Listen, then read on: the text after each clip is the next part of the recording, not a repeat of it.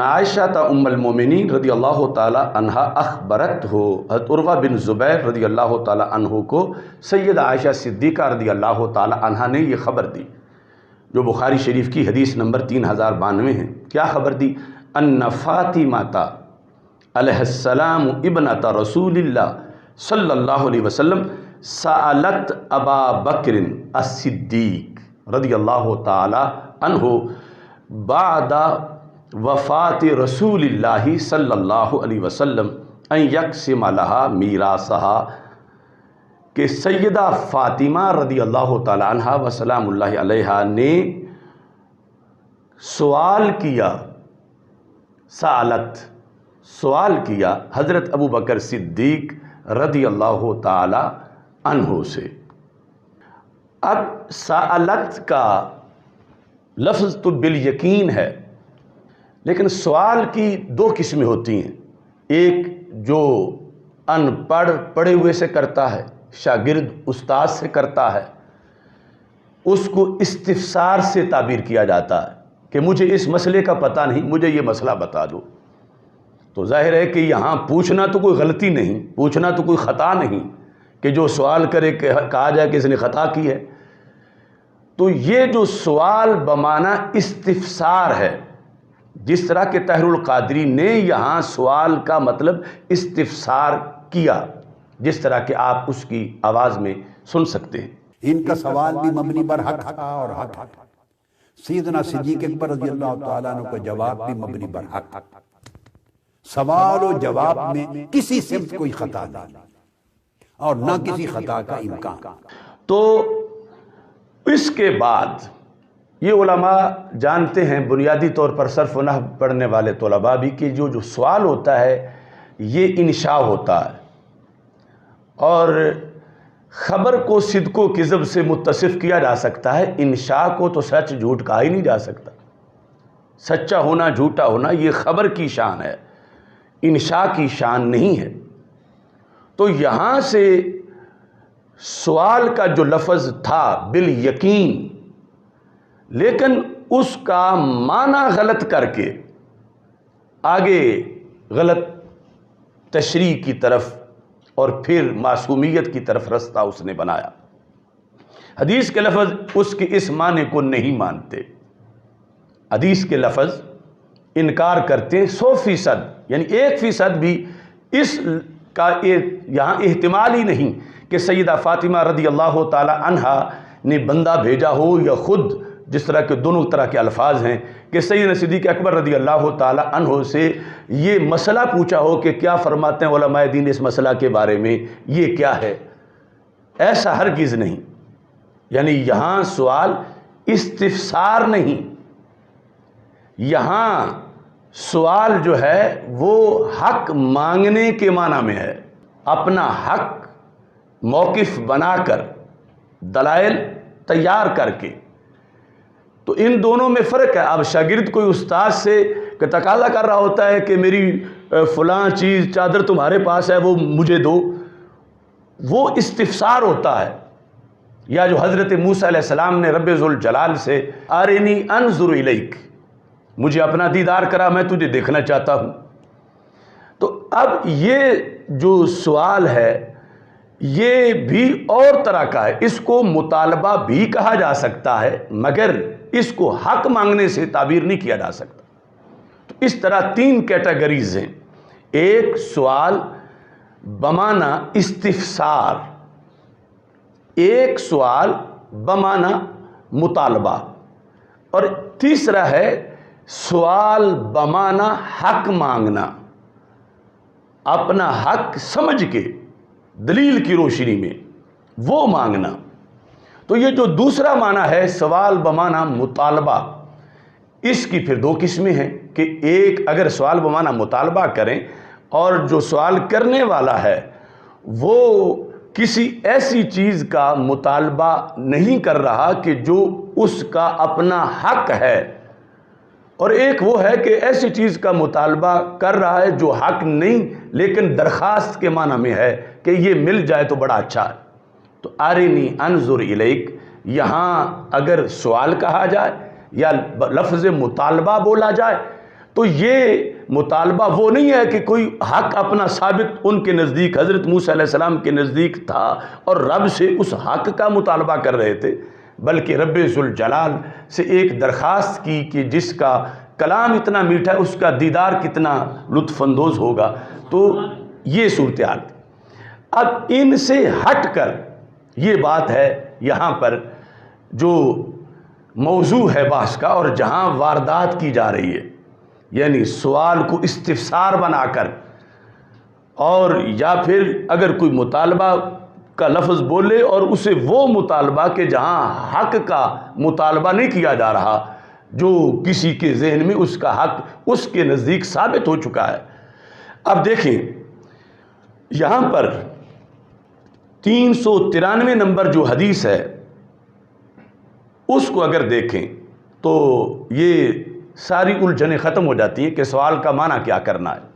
اس میں یہ ہے وَكَانَتْ فَاطِمَةُ رضی اللہ تعالی عنہ تَسْأَلُ أَبَا بَكْرٍ رضی اللہ تعالی عنہ نصیبها مما ترک رسول اللہ صلی اللہ علیہ وسلم من خیبر و فدق۔ وَكَانَتْ فَاطِمَةُ، اور سیدہ فاطمہ رضی اللہ تعالی عنہا تسألو مانگتی تھیں ابا بکرن حضرت ابو بکر صدیق رضی اللہ تعالی عنہ سے کیا؟ نصیبہ، اپنا حصہ۔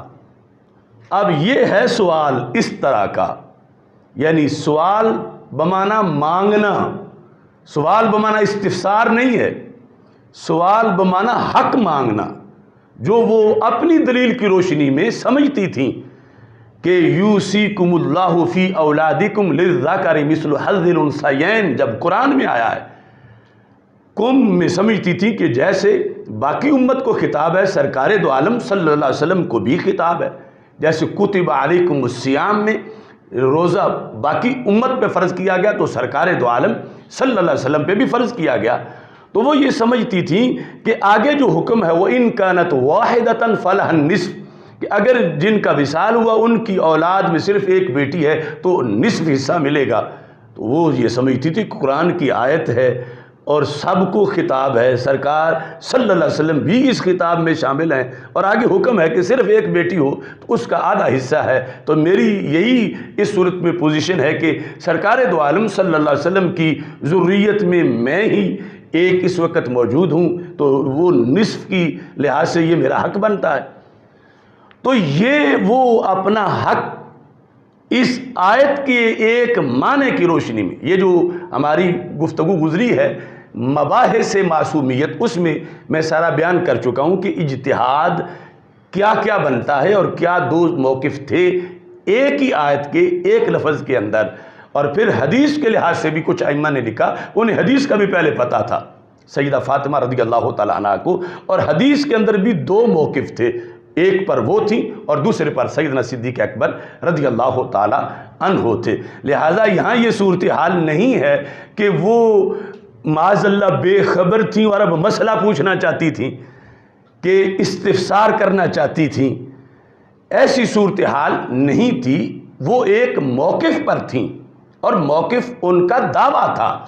اس بنیاد پر سیدنا مہر علی شاہ صاحب رحمۃ اللہ علیہ نے تصفیہ کے اندر جو روافض کا اعتراض لکھا جس سے یہ ساری بحث شروع ہوئی، تو اس میں جو لفظ انہوں نے ان کی دلیل کے لکھے وہ یہ ہے کہ سیدۃ النساء رضی اللہ تعالیٰ عنہ فدق کا دعویٰ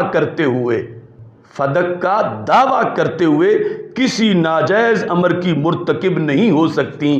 یہ روافض کہہ رہے ہیں چونکہ معصومہ مانتے ہیں، تو یہ کوئی کویسچن کرنا نہیں کہ کیا فرماتے ہیں علماء دین، یہ کوئی استفسار کرنا نہیں، یہ ہے دعویٰ کرنا۔ اب سوال میں تو دو جانبیں نہیں بنتی، سوال تو ہے ہی نشا، دعوے میں دو بنتی ہیں کہ دعویٰ واقعے کے مطابق ہے یا واقعے کے مطابق نہیں۔ دعوے میں جب زید کوئی دعویٰ کرتا ہے تو دعوے میں یہ ہوگا کہ دعویٰ سچا ہے یا سچا نہیں۔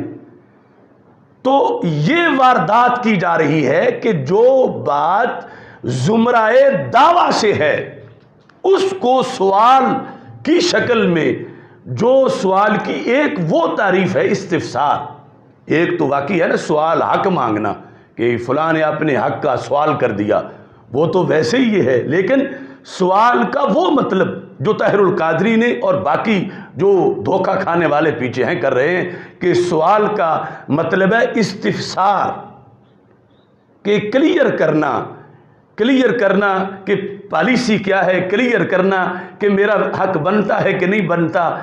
تو یہ استفسار نہیں تھا بلکہ دعویٰ تھا، اور دعویٰ عام بندہ بھی کرے تو وہ کچھ سوچ سمجھ کے دلیل اپنی بنا کے پھر کرتا ہے. اور سیدہ طیبہ رضی اللہ تعالیٰ عنہ دعویٰ کریں اور بغیر سوچے سمجھے اور بغیر دلیل کے ہی کر دیں تو یہ نہیں ہو سکتا. انہوں نے دعویٰ فرمایا، اور حدیث کے اندر یہ الفاظ اس طرح موجود ہیں کہ کانت فاطمہ تو رضی اللہ تعالیٰ عنہا تسأل ابا بکر. اب عربی گرامر کے لحاظ سے اگر ہوتا استفسار تو پھر آگے ان آنا چاہیے تھا، صلہ ان، جس طرح کہ قرآن مجید میں ہے کہ یسألونک عن الاہلہ، محبوب وہ لوگ آپ سے سوال کرتے ہیں چاند کے بارے میں، چاندوں کے بارے میں. یسألونک، آگے کیا آیا؟ ان. یسألونک عن الشہر الحرام، یسألونک عن المحیض. تو اگر وہ استفسار کے معنی میں ہوتا تو پھر بعد میں ان آتا، اور یہاں ان نہیں ہے، بعد میں مفعول بھی ذکر ہے کہ کیا مانگ رہی تھیں، کس چیز کا دعویٰ کر رہی تھیں. لہذا حدیث کے لفظ ہیں وَكَانَتْ فَاطِمَةُ رضی اللہ تعالی عنہا تسأل ابا بکر رضی اللہ تعالی عنہ نصیبہا. یہ ہے مفعول بھی، ان نصیبہا نہیں کہ میرا حق بنتا ہے کہ نہیں بنتا، نصیبہا ڈائریکٹ فائنل کر کے اپنے لحاظ سے کہ جو میرا حصہ ہے وہ مجھے دو. نصیبہا مما ترک رسول اللہ صلی اللہ علیہ وسلم، جو چھوڑا ہے نبی اکرم صلی اللہ علیہ وسلم نے خیبر سے اور فدق سے. تو اب کتنی بڑی خیانت ہے.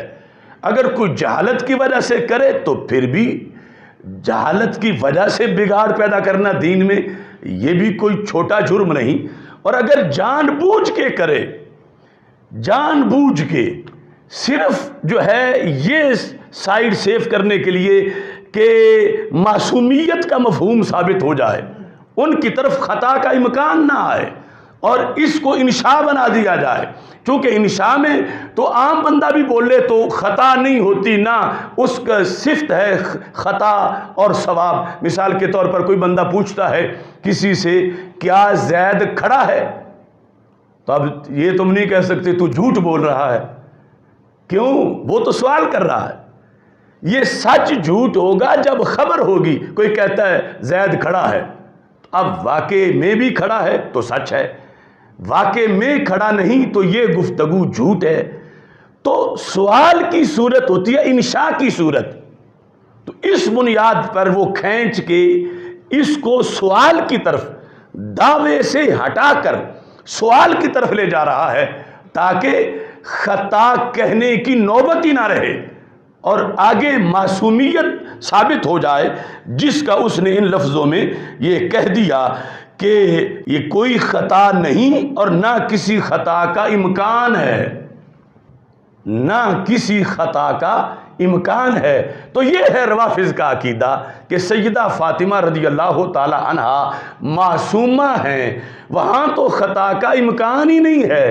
اور دوسری طرف حضرت صدیق اکبر رضی اللہ تعالیٰ عنہ غیر معصوم ہیں، تو وہاں وہ کہتے ہیں سارا پھر خطا کا پہلو اس طرف تھا اور معاذ اللہ پھر ظلم کا قول کرتے.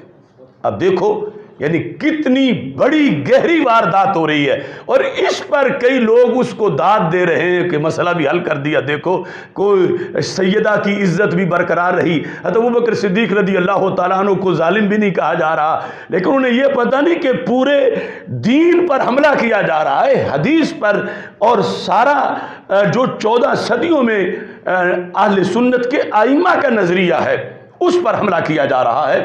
اب حدیث جو ہے اس میں ان نہیں، نصیبہ، یہ ایک جگہ نہیں، یہ میں سینکڑوں جگہ سینکڑوں کتابوں سے دکھا سکتا ہوں، وہ مجھے ایک جگہ سے بھی نہیں دکھا سکتا ایک جگہ سے بھی